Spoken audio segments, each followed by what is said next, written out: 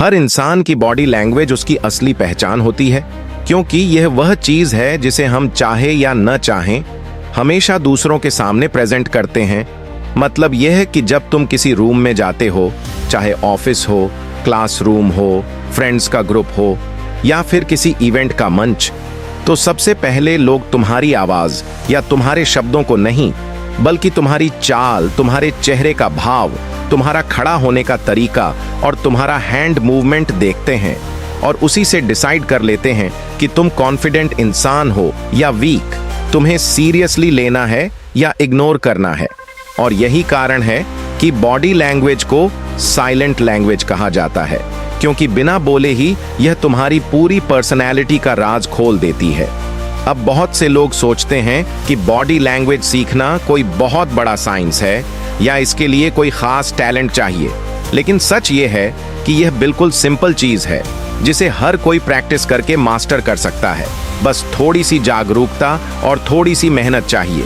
इसीलिए आज मैं तुम्हें बड़े भाई की तरह हर स्टेप डिटेल में समझाऊंगा, ताकि तुम खुद की पर्सनालिटी को अपग्रेड कर सको और किसी भी जगह पर जाओ तो लोग तुम्हें इग्नोर ना कर पाएं, बल्कि तुम्हें नोटिस करें, रिस्पेक्ट करें और तुमसे प्रभावित हों।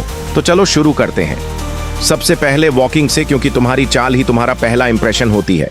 और जैसा कि कहते हैं, फर्स्ट इंप्रेशन लास्ट इंप्रेशन होता है। अब सोचो, अगर तुम झुककर चलते हो, सिर नीचे है, हाथ पॉकेट में है, या फिर तुम बहुत तेज भागते हुए या बहुत धीरे धीरे ऐसे चल रहे हो जैसे एनर्जी ही नहीं है, तो सामने वाला क्या सोचेगा? उसे लगेगा कि यह इंसान या तो डरा हुआ है या नर्वस है या फिर आत्मविश्वास में कमी है।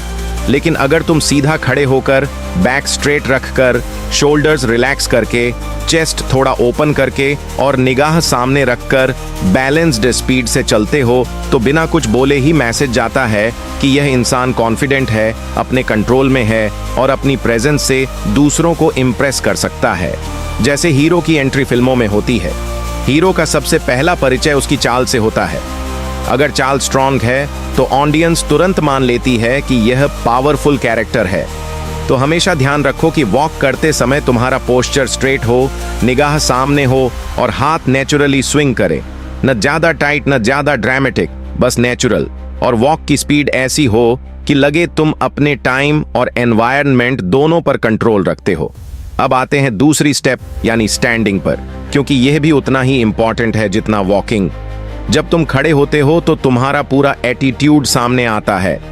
सोचो, अगर तुम एक पैर पर वजन डालकर खड़े हो या दीवार पर टिक गए हो या मोबाइल निकालकर बार बार स्वाइप कर रहे हो, तो सामने वाले को लगेगा कि तुम या तो बोर हो या लापरवाह हो या तुम्हें इंटरेस्ट नहीं है।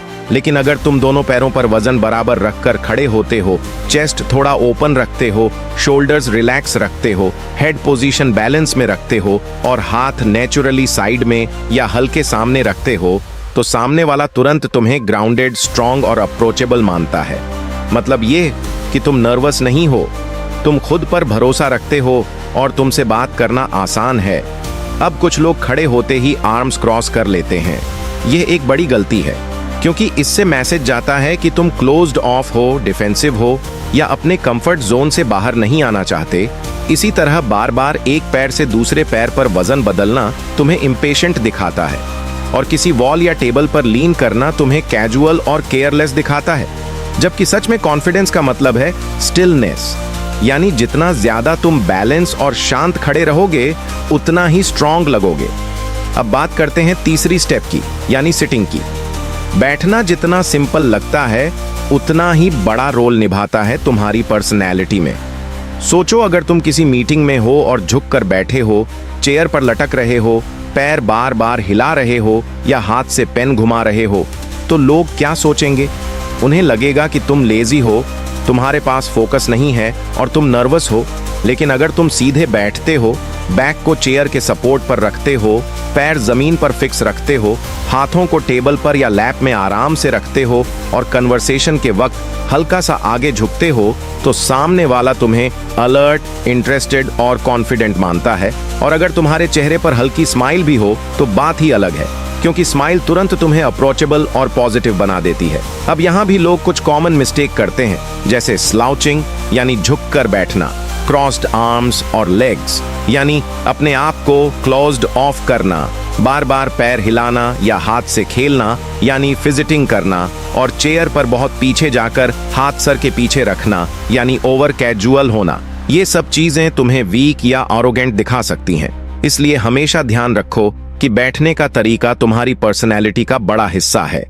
अब आते हैं चौथी और सबसे इंपॉर्टेंट स्टेप पर, यानी हैंड मूवमेंट। तुम्हारे हाथ तुम्हारी बॉडी लैंग्वेज का सबसे पावरफुल टूल होते हैं। सही तरीके से यूज करने पर ये तुम्हारी किसी भी बात को 50% ज्यादा इंपैक्टफुल बना सकते हैं, और यही कारण है कि बड़े बड़े लीडर्स, पॉलिटिशियंस और स्पीकर्स हैंड जेस्चर्स का सही इस्तेमाल करते हैं ताकि उनकी बात लोगों के दिमाग और दिल दोनों पर असर करे। अब हैंड मूवमेंट्स में कुछ बेसिक पोजीशन होती हैं जिन्हें समझना जरूरी है, जैसे एक पॉइंट करना जब कोई इंपॉर्टेंट बात बतानी हो, लेकिन ध्यान रहे कि बहुत आक्रामक पॉइंटिंग से बचो। से हल्का साइड मोशन जब किसी लाइन पर जोर देना हो। तीसरा है फ्रेम बनाना, यानी दोनों हाथों से ऐसा दिखाना जैसे तुम अपनी बात को हाईलाइट कर रहे हो। यह तुम्हें बहुत एक्सप्रेसिव और इंगेजिंग बनाता है।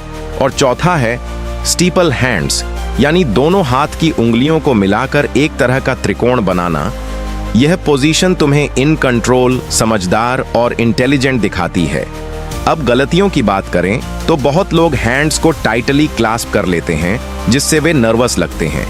कुछ लोग हाथ पॉकेट में छिपा लेते हैं जिससे उनकी क्रेडिबिलिटी घट जाती है। कुछ लोग पेन घुमाते हैं, उंगलियों से खेलते हैं या नेल्स काटते हैं जिससे वे रेस्टलेस लगते हैं। और कुछ लोग ओवर जेस्चर करते हैं, यानी हर बात के साथ इतना हाथ हिलाते हैं कि वे अनकंट्रोल्ड और चाइल्डिश लगते हैं।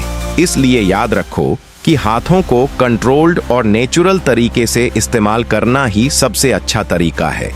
अब अगर इन चारों स्टेप्स को, वॉकिंग, स्टैंडिंग, सिटिंग और हैंड मूवमेंट, अपनी लाइफस्टाइल का हिस्सा बना लिया तो समझो कि तुम्हारी पूरी पर्सनालिटी ही अपग्रेड हो जाएगी।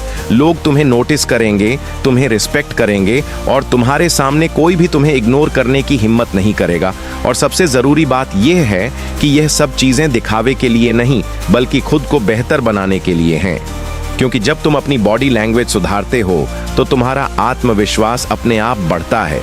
और आत्मविश्वास ही वह चीज़ है जो लाइफ में हर जगह तुम्हें जीत दिलाती है। तो भाई, अब तुम्हें बड़े भाई की तरह एक ही सलाह दूंगा कि आज से इन चीज़ों को प्रैक्टिस करना शुरू कर दो। शुरुआत में थोड़ा अजीब लगेगा, लेकिन धीरे धीरे ये तुम्हारा नेचुरल हिस्सा बन जाएगा और तुम्हें पता भी नहीं चलेगा कि कब तुम्हारी पर्सनालिटी पूरी तरह बदल गई। और अगर इस गाइड ने तुम्हें ज़रा सा भी हेल्प किया हो तो प्लीज़ सब्सक्राइब कर देना, ताकि मैं तुम्हें आगे भी इसी तरह की सेल्फ इंप्रूवमेंट और पर्सनालिटी डेवलपमेंट की बातें सिखाता रहूं। क्योंकि याद रखो भाई, जिंदगी बदलने के लिए बस एक छोटा सा कदम ही काफी होता है, और आज वो कदम तुमने उठा लिया है।